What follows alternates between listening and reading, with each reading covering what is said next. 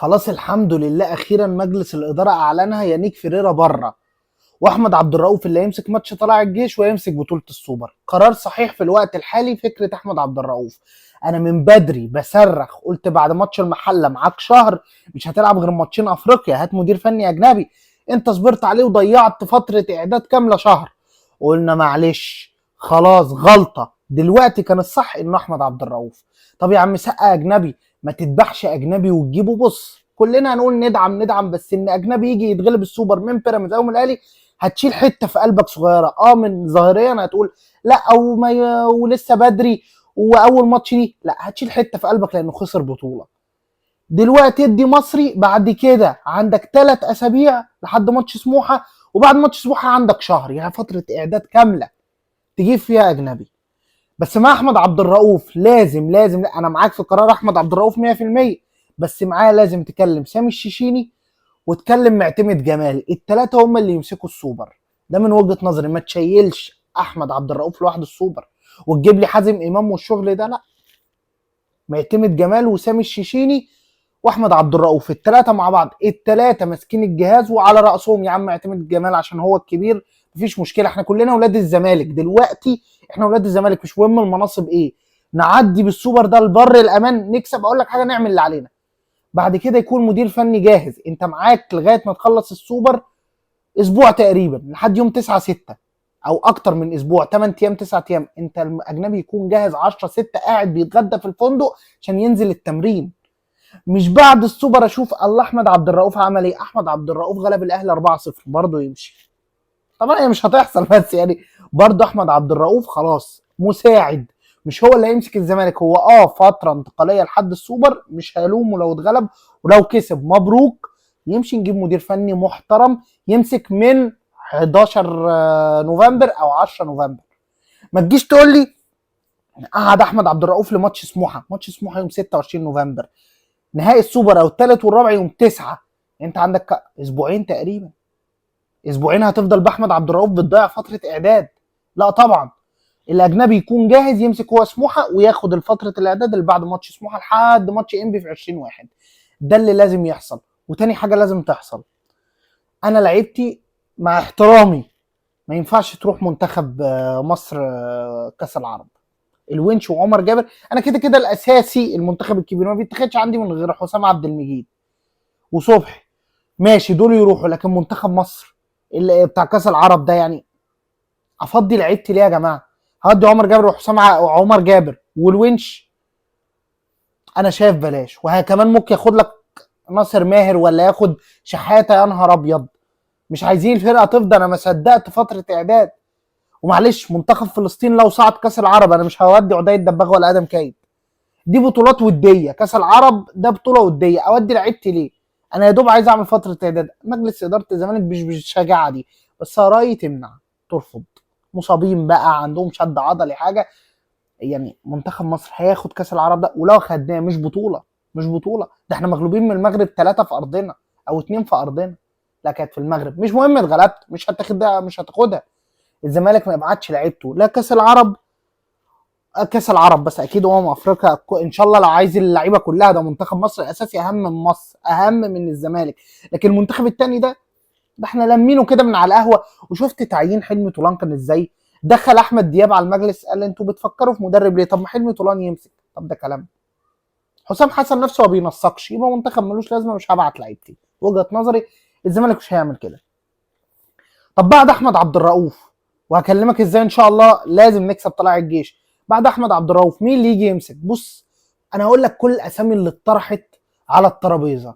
اتطرح نور الدين بن ذكري الجزائري، واتطرح حسين عموته، واتطرح ميكالي، واتطرح موسيماني، واتطرح جوميز، واتطرح زمباور، دول الاجانب. طب المصريين، طارق مصطفى ومؤمن سليمان. نمسك نور الدين بن ذكري الجزائري لو في كلام انه يجي بعد السوبر، لان خلاص احمد عبد الرؤوف ده ما ينفعش يجي، ده يبقى كارثه. وبتكرر تجربه يانيك فيريرا. انا ايام يانيك فيريرا قلت لك ابعد عنه وجبته، اديك شفت. ده كل شغلانته انه يجي ياخد فرق بتهبط ننجيها من الهبوط. عمره ما ينافس على بطوله. المربع الذهبي ده هو فاكره لونه ذهبي، ما يعرفش ان دي جمله بنهزر بيها او جمله اعتباريه. فلا، نور الدين بن ذكري ده غير مناسب تماما، ده بيلحق فرقه من الهبوط، هجيبه واديك شفته في كوره مسك قلبه ووقع على جنب، ده لو شاف شيكو بنزا وادم كايد هينتحر. بن ذكري ده ما ينفعش. حسين عموته في ظهره على طول الاسم التاني اللي اتطرح، بياخد 2.5 مليون دولار، بيدرب فرق على مستويات عاليه، مع كامل الزمالك عالي باسمه وتاريخه، بس هيلاقيك في الكونفدراليه مش هيجي، ومش هتعرف تديه 2.5 مليون دولار، فسيبك من حسين عموته. ميكالي، لا يا جماعه، ميكالي ده مدرب منتخبات شباب، تجيبه تمسكه نادي زي نادي الزمالك انا ضده برضه، ميكالي مرفوض. الاسم اللي بعديه جوميز عنده ماتشين، عنده الهلال وعنده التعاون، لو خسر التعاون والهلال والله اعلم هيمشي، عرفت تجيبه هاته، صفي فلوسك معاه وهاته، هو مناسب. انا قلقان من فكره ان جوميز برضه في الدوري بيخسر نقط كتير وممكن يطلعنا تالت، بس جوميز حافظ اللعيبه، يعني انت جايب له فتره اعداد كمان مع اللعيبه اللي هو حافظها بتدعيمات، لا كده ممكن نقول ان جوميز يرجع، مع ان الدوري هلألأ شويه، بس لا، لو الاختيار ما بين جوميز وكل اللي فاتوا يبقى جوميز. موسيماني، انا مش عارف ليه الكلام مش مع موسيماني، تقريبا عشان هو فكره ما بيحبش ياخر فلوسه، يعني في ايران اتاخر عليه شهرين سابهم ومشي، فعشان كده الزمالك مش عايز يكلمه، عايز واحد ممكن يصبر شهرين ثلاثه، عشان الزمالك بيدي على دفعات. لكن موسيماني كفني يا نهار، احلى حاجه انه هيستبعد على الاقل ناصر ماهر، انا شايف ان موسيماني مناسب، لكن انت مش هتديله فلوسه، فعشان كده الزمالك ما بيفكرش فيه. زيمباور انا شايف انه مناسب، جوميز رقم واحد وزيمباور رقم اتنين. يا جماعه زيمباور عمالين نتكلم عليه من بدري ان هو المناسب، هو اللي يجي يمسك شاب نفس بروفايل جوميز.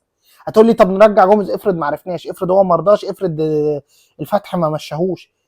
انا شايف زيمباور حل مناسب، تجميع نقط كويس، نوك اوت كويس، شاب الماني المدرسه الالمانيه، انا افضل البرتغاليه عشان كده قلت لك جوميز، لكن من بدري من ايام جروس لما رجعناه بقول زيمباور تجربه تستحق انك تجازف فيها، مدرسه كويسه، شاب نفس فكر جوميز، واللي عنده فكره الزعيق والشخط، مش يانيك فيريرا واقف كده، وعندك فتره اعداد يعرف اللعيبه. طب المصريين مؤمن سليمان وطارق مصطفى، طارق مصطفى لا غير مناسب لسه ان هو يمسك الزمالك، مؤمن سليمان مناسب، بس هو للاسف هتجيبه هتصبر عليه سنه او سنتين يشتغل صعب، انت مش هتنفع تمسك مصري وطول ما مش هينفع يمسكك مصري وطول ما جون ادوارد في الفريق اللي هيمسكك اجنبي.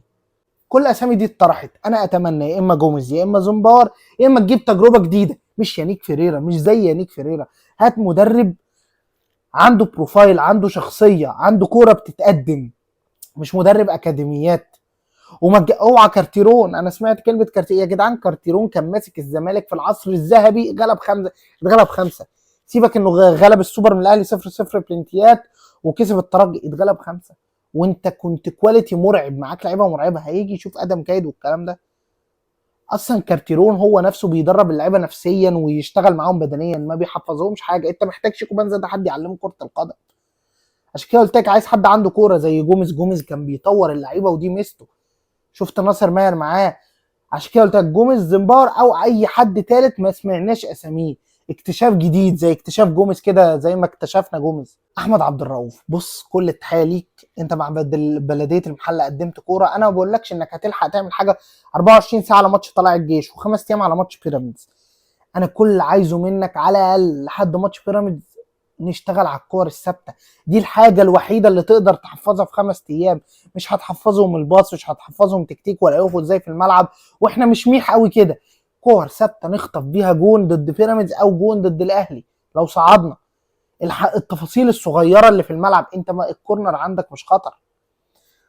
لعيبه الزمالك انتوا واخدين فلوسكم، اتمنى تكونوا على قدر المسؤوليه والرجوله، انت في ماتش البنك الاهلي كنت في نوع من الغباء، عمال تتخانق مع الحكم وبرضه مش جايب اخرك، انا عارف لعيبه الزمالك لما بتجيب اخرها ده مش اخركم، الضغط مش شرس، انت مريح اكتر، انت بقالك اسبوعين راجع بتلعب ماتش البنك الاهلي وبرضه مش عارف تضغط، ده انت بدنيا واقع، لازم رجوله من لعيبه الزمالك في ماتش طلائع الجيش، مفيش تكتيك خلاص، ولازم احمد عبد الرؤوف نشتغل على الكورنرات ال5 ايام دي قبل ماتش بيراميدز، غير كده مش هنعرف نقدم حاجه، مع معتمد جمال مع سامي الشيشيني مع احمد عبد الرؤوف يمكن نعمل حاجه في السوبر، اما بكره ماتش طلائع الجيش ده ال 16 على الدوري، متعادل مع المقاولين، بس الروح والعزيمه لازم تكسب بكره، تبقى لك 4 ماتشات ما كسبتش.